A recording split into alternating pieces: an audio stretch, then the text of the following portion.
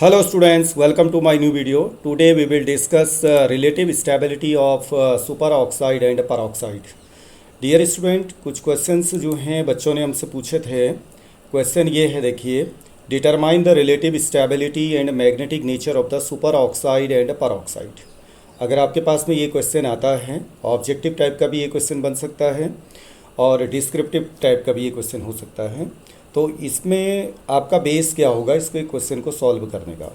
ठीक है, super oxide, super oxide हमारा फर्स्ट जो ग्रुप एलिमेंट हैं वो भी सुपर ऑक्साइड बनाते हैं, पेरोक्साइड भी बनाते हैं. जैसे सुपर ऑक्साइड की अगर हम बात करें, पोटेशियम का सुपर ऑक्साइड KO2, ओके. उसी तरह से पेरोक्साइड की अगर हम बात करें तो आप हाइड्रोजन पेरोक्साइड तो आपने सुना होगा H2O2. उसी तरह से सोडियम का पेरोक्साइड बनता है Na2O2. ठीक है, इस तरह के कंपाउंड्स आपने देखे होंगे. लेकिन जो क्वेश्चन पूछा गया है कि the relative stability and magnetic nature of the super oxide and peroxide. अब ये जो क्वेश्चन बनाना है किसी पर्टिकुलर सुपर ऑक्साइड के लिए नहीं बनाना है, जैसे KO2 के लिए नहीं बनाना है या RbO2 के लिए नहीं बनाना है, पेरोक्साइड Na2O2 या अगर हम कहें H2O2 इनके लिए नहीं बनाना है. ये बेस है केवल जो सुपर ऑक्साइड का जो आयन है और जो पेरोक्साइड का आयन है. सुपर ऑक्साइड आयन को कैसे आप इंडिकेट करेंगे? O2 ऊपर से एक माइनस लगेगा. पेरोक्साइड को कैसे आप इंडिकेट करेंगे? O2 होगा, ऊपर कितना माइनस लगेगा? 2 माइनस लगेगा. अभी आगे इसको बताते हैं. तो उसके बेस में इसको बनाना है. तो इट मीन्स ये इसका जो क्वेश्चन सॉल्व करने का जो बेस रहेगा वो रहेगा MOT. तो मैंने कुछ पहले पुराने लेक्चर्स अगर आप देखें तो MOT को डिटेल में आप देख भी सकते हैं. तो आज हम केवल इस क्वेश्चन को सॉल्व करने की आपको जो ट्रिक बताएंगे. तो आप देखते हैं this question is based on MOT. ठीक है, आपके पास में MOT के आधार पर दो ऑर्डर होते हैं. Relative energy of molecular orbital का जो ऑर्डर है, एक है आपका किसके लिए? अप टू नाइट्रोजन के लिए, और एक है heavier element after nitrogen. It means O2, F2, Ne2. इस तरह के जो मॉलिक्यूल हैं उनके लिए एक ऑर्डर बना हुआ है. डायटोमिक की बात मैं कर रहा हूँ, डायटोमिक मॉलिक्यूल की बात कर रहा हूँ. अगर आप देखें sigma 1s, sigma star 1s, sigma 2s, sigma star 2s, पाई 2p y या पाई 2p z, इस तरह से पहले पाई को अगर आप ले लेते हैं तो अप टू N2 तक तो ये चलेगा. उसके बाद लेकिन N2 के बाद जो है आपको यहाँ पे चेंज ही करना होता है. Sigma 1s, sigma star 1s, sigma 2s, sigma star 2s, then आपका क्या आ जाएगा? सिग्मा 2px या सिग्मा 2pz, जो भी आप लिखना चाहें कोऑर्डिनेट एक्सिस में, जिसको आप x y z किसी को भी मान सकते हैं. तो ये सिग्मा वाला जो 2p होगा उसको पहले फिलअप किया जाएगा. देन जो है आपका पाई 2p ऑर्बिटल्स आएंगे. तो ये दो ऑर्डर आपको ध्यान में रखने हैं. और MOT के जो मोस्ट ऑफ द क्वेश्चंस हैं वो के इन्हीं दो ऑर्डर के बेस में सॉल्व हो जाते हैं. चाहे वो बॉन्ड ऑर्डर को लेकर के क्वेश्चन आए या मैग्नेटिक प्रॉपर्टीज़ को लेकर के क्वेश्चन आता है या which one is more stable molecule के बेस में अगर कोई क्वेश्चन आता है, तो ये दो ऑर्डर आपको मालूम है तो आपके वो सभी कुछ इसमें मालूम है. तो अब O2 का जो मॉलिक्यूलर ऑर्बिटल डायग्राम है वो ज़रा देखिए.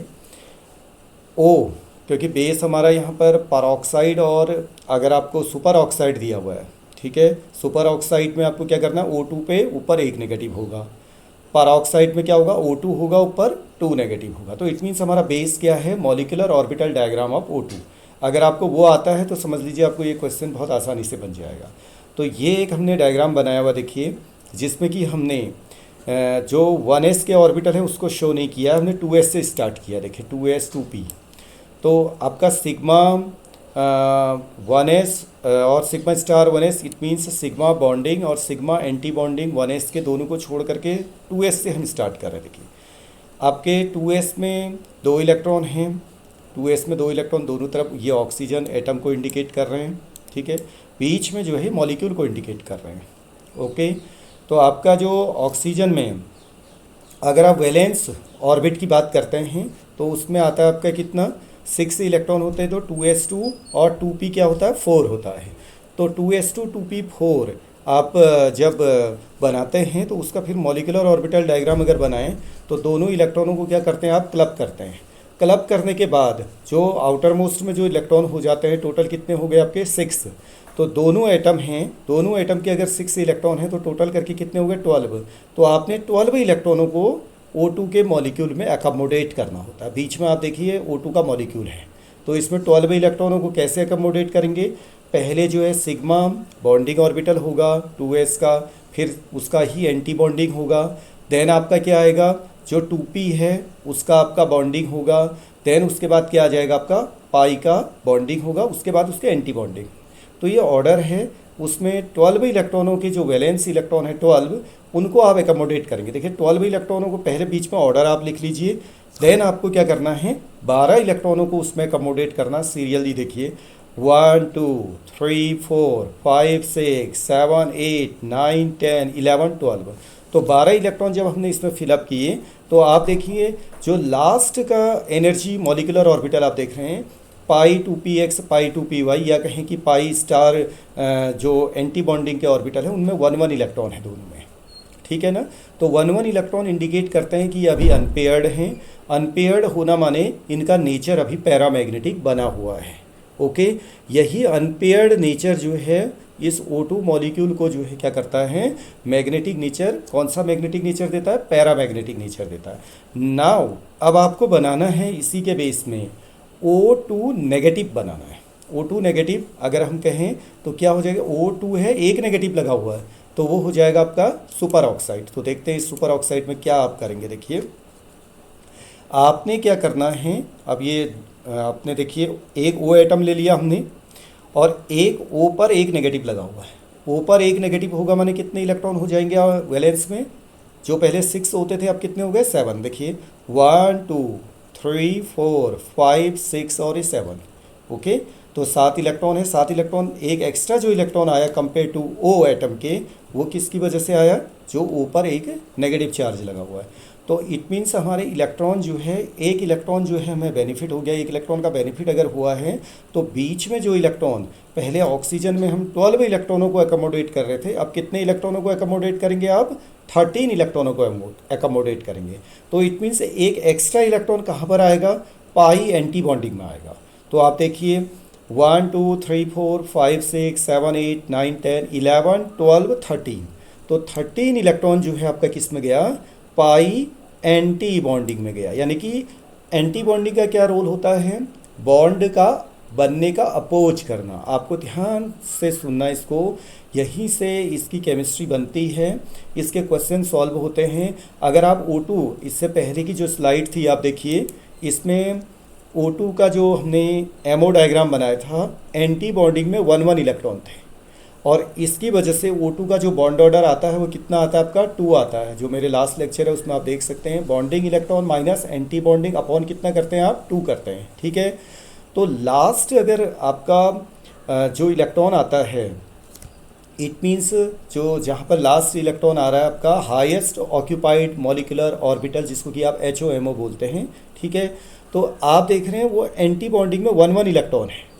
तो इससे ये पता चलेगा आपका कि जो एंटी बॉन्डिंग में अगर आप एक्स्ट्रा इलेक्ट्रॉन ऐड करते हैं तो वो बॉन्ड बनने का क्या करते हैं, अपोज करते हैं। जब O2 में बॉन्ड ऑर्डर 2 है तो आप एक्स्ट्रा इलेक्ट्रॉन एंटी बॉन्डिंग में करते हैं, तो इट मीन्स आप जो बॉन्ड ऑर्डर 2 है उससे कम जा रहे होते हैं। बॉन्ड ऑर्डर और भी कम होने लगेगा क्योंकि बॉन्ड का अपोज करने वाले इलेक्ट्रॉन ज़्यादा से ज़्यादा उसमें बढ़ते चले जा रहे हैं।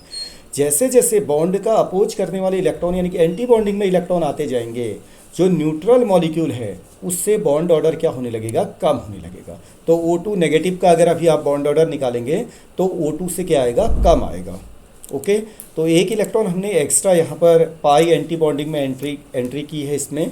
तो इसके बाद आप देखेंगे O2 2 नेगेटिव, O2 2 नेगेटिव कैसे बनाएंगे, देखिए दोनों में O नेगेटिव, यहाँ भी O नेगेटिव है, जरा देखिए यहाँ भी O नेगेटिव है। इट मीन्स 2 क्या हो गए आपके, O हो गए, दोनों O2 2 हो गए और ऊपर से दोनों में टोटल कितना नेगेटिव है, 2 नेगेटिव है। इट मीन्स एक एक इलेक्ट्रॉन दोनों में एक्स्ट्रा आ गया। देखिए एक इलेक्ट्रॉन यहाँ भी एक्स्ट्रा है, एक इलेक्ट्रॉन यहाँ भी एक्स्ट्रा है।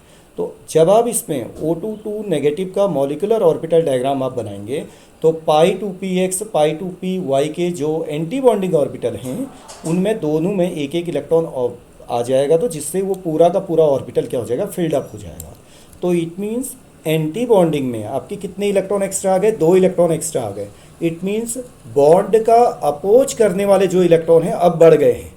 तो इसका माने ये हो गया कि बॉन्ड जो है, बॉन्ड ऑर्डर क्या होगा आपका, और भी कम हो जाएगा, क्योंकि बॉन्ड का अपोज करने वाले इलेक्ट्रॉन बढ़ गए एंटी बॉन्डिंग में। तो इससे ये पता चलता है कि जब बॉन्ड का अपोज करने वाले बढ़ गए हैं तो वो मॉलिक्यूल और भी वीक होने लगेगा। इसका माने उसकी स्टेबिलिटी कम होने लगेगी। आप ऑर्बिटल डायग्राम देख के ही पता लगा सकते हैं कि जो हमारा मॉलिक्यूल बनने वाला है वो जो है अनस्टेबल होगा पहले से या स्टेबल होगा। अगर आपके एंटी बॉन्डिंग में इलेक्ट्रॉन, आप एंटी बॉन्डिंग से इलेक्ट्रॉन कम करते हैं तो आप स्टेबिलिटी की तरफ जाते हैं। एंटी बॉन्डिंग में इलेक्ट्रॉन बढ़ा रहे होते हैं तो आप अनस्टेबिलिटी की तरफ जाते हैं। और इसका जस्ट अपोजिट भी सही होगा।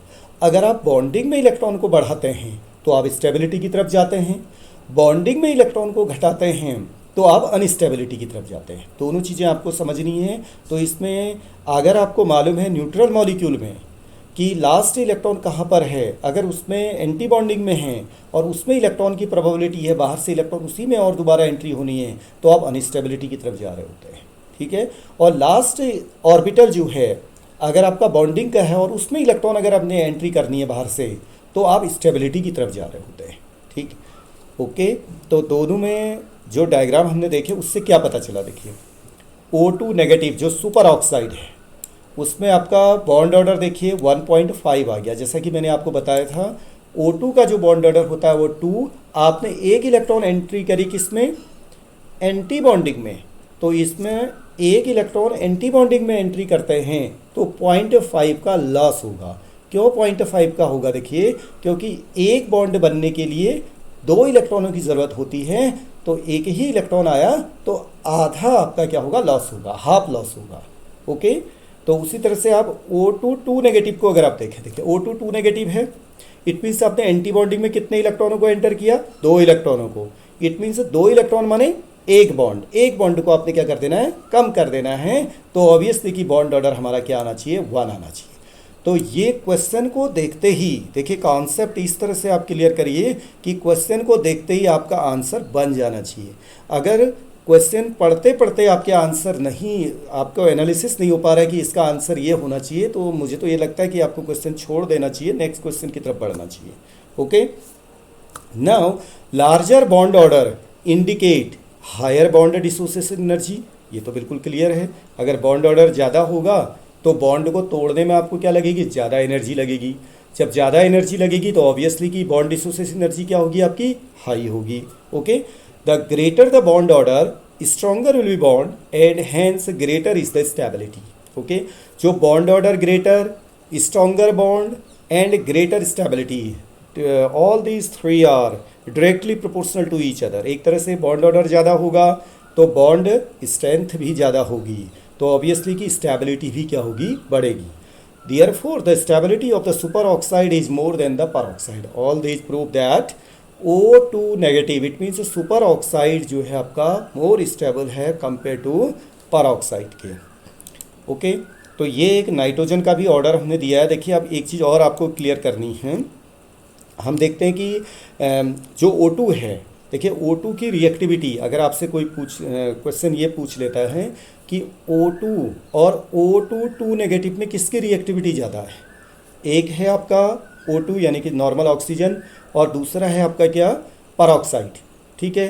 तो पेरोक्साइड में आप देख रहे हैं सभी इलेक्ट्रॉन जो हैं क्या हो जाते हैं, पेयर्ड हो जाते हैं। अगर बात करें हम लास्ट में, देखिए यहाँ पे ऑक्सीजन जो है आपका आपके 2 इलेक्ट्रॉन अनपेयर्ड हैं, ठीक है ना, लेकिन पेरोक्साइड में आपके दोनों जो यहाँ पर इलेक्ट्रॉन आप देख रहे हैं ऑर्बिटल जो है दोनों क्या हो गए, आपके पेयर्ड हो गए। ठीक है ना।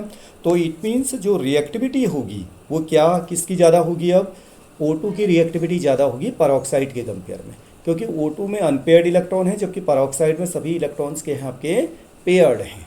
तो पेयर्ड होना उसको अब मोर इलेक्ट्रॉन की ज़रूरत नहीं है, लेकिन अनपेयर्ड है तो मोर इलेक्ट्रॉन की ज़्यादा ज़रूरत है। तो इस वजह से O2 जो है आपका क्या, ज़्यादा रिएक्टिव है पेरोक्साइड के कंपेयर में। ठीक है। और दूसरा, अगर आप O2 को नाइट्रोजन के साथ में कंपेयर करें तो आप देखिए, आप नाइट्रोजन में आपका लास्ट में क्या आता, देखिए अगर आप उसका पूरा एमओ डायग्राम बनाते हैं तो जितने भी इलेक्ट्रॉन नाइट्रोजन में आते हैं, देखिए N2 बनने के बाद सभी ऑर्बिटल्स आपके पेयर्ड हैं। आप सभी को देखिए ज़रा, पेयर्ड पेयर्ड सभी पेयर्ड हैं। जबकि ऑक्सीजन में जो है π2px और π2py में एक एक इलेक्ट्रॉन क्या होता है आपका, अनपेयर्ड होता है। तो आपसे अगर कंपेयर करने को कहा जाता है कि N2 और O2 में कौन ज़्यादा रिएक्टिव है, तो आपको क्या आंसर करना है, O2 is more reactive because of 2 unpaired electron in π*2px π*2py, यानी कि एंटी बॉन्डिंग में आपके कितने अनपेयर्ड हैं, 2 अनपेयर्ड हैं। तो इसी वजह से आप नेचर में आप देखते हैं कि नाइट्रोजन का जो परसेंटेज है वो 78 के पास होने के कारण उसकी वजह से भी आप देख रहे हैं, एक तो 78% नाइट्रोजन है, ऑक्सीजन जो है आपके कितना है 21% के आसपास ही है, लेकिन उसके बाद भी वो नाइट्रोजन ज़्यादा होना, लेकिन उसकी रिएक्टिविटी क्या होती है, कम होती है। नाइट्रोजन है ज़्यादा लेकिन रिएक्टिविटी क्या है आपकी, कम है। कोई भी आप रिएक्शन करते हैं तो ज़्यादातर केसेस में क्या होता है, ऑक्सीडेशन होता है। इट मीन्स ऑक्सीजन के साथ में रिएक्शन फास्ट होता है। That is due to only the presence of 2 unpaired electron in its anti bonding molecular orbital. Molecular orbital आप जो एंटी बॉन्डिंग है लास्ट में, उसमें 2 अनपेयर्ड होने की वजह से ऑक्सीजन मॉलिक्यूल की रिएक्टिविटी तो बनी रहती है, लेकिन नाइट्रोजन में सभी इलेक्ट्रॉन पेयर्ड हैं, तो 78% होने के बाद भी वो जो है ऑक्सीजन के कंपेयर में कम रिएक्टिव है। ओके, तो ये बहुत इंपॉर्टेंट क्वेश्चन था, ये भी अधिकतर पूछा जाता है, क्या ऐसा कारण है। तो एक क्वेश्चन हमने लास्ट स्लाइड में भी आपको दिया था, देखिए अगर पूरा इस तरीके से आ जाता, देखिए O2 नेगेटिव O2 पॉजिटिव, ये क्वेश्चन आ जाता है तो इसको भी बहुत आसानी से बनाया जा सकता है। देखिए O2 है, आपके कितने अनपेयर्ड इलेक्ट्रॉन हैं, 2 अनपेयर्ड इलेक्ट्रॉन हैं, लेकिन O2 नेगेटिव होगा तो एक ही अनपेयर्ड बचेगा, O2 पॉजिटिव होगा तो भी एक ही अनपेयर्ड बचेगा। लेकिन O2 पॉजिटिव होगा तो एंटी बॉन्डिंग से आप एक इलेक्ट्रॉन को क्या कर रहे होते हैं, कम कर रहे होते हैं। तो इसका माने अपोज करने वाले इलेक्ट्रॉन को कम करेंगे तो बॉन्ड ऑर्डर बढ़ेगा। O2 पॉजिटिव में बॉन्ड ऑर्डर ज़्यादा होगा, आप देखिए O2 पॉजिटिव में 2.5। अगर एंटी बॉन्डिंग से एक इलेक्ट्रॉन आप निकाल देते हैं तो आपको 0.5 का बेनिफिट होगा, दैट्स वाई 2.5। और अगर एंटी बॉन्डिंग में एक इलेक्ट्रॉन आप एंट्री कर देते हैं, जैसे O2 नेगेटिव में एक इलेक्ट्रॉन एंट्री कर दिया है एंटी बॉन्डिंग में, तो आपको 0.5 का क्या होगा, लॉस होगा, दैट्स वाई O2 नेगेटिव 1.5। ठीक है, बहुत आसानी से देखते ही क्वेश्चन बन जाना चाहिए। O2 नेगेटिव की बात अगर हम करें, O2 नेगेटिव जो पेरोक्साइड में अभी निकाला था, तो एंटी बॉन्डिंग में 2 इलेक्ट्रॉन एंट्री करी तो इट मीन्स पूरा एक बॉन्ड ऑर्डर का क्या होगा, लॉस होगा, तो that's why bond order 1। Okay, तो the bond order decreases in the order, अगर आप सबको लेके चलें तो O2 पॉजिटिव सबसे ज़्यादा होगा, देखिए O2 उससे कम है, O2 नेगेटिव उससे कम है, O2-2 सबसे कम इसका बॉन्ड ऑर्डर आएगा। तो स्टेबिलिटी भी is directly proportional to the bond order, यही इसकी स्टेबिलिटी का ऑर्डर भी होगा। ओके, तो इस तरीके से जो है ये जो आज हमने डिस्कशन किया है सुपर ऑक्साइड और परऑक्साइड को लेकर के, ये अलग अलग तरीके से क्वेश्चन पूछा जाता है। तो मोस्ट ऑफ द एग्ज़ाम्स में आप देखें, कंपटीशन के एग्ज़ाम में अगर MOT से रिलेटेड कोई क्वेश्चन होता है तो O2 का most of the time question पूछा गया है, तो इसको आप लोग क्लियर करिएगा। Now see you in next lecture with some other questions. Thank you very much.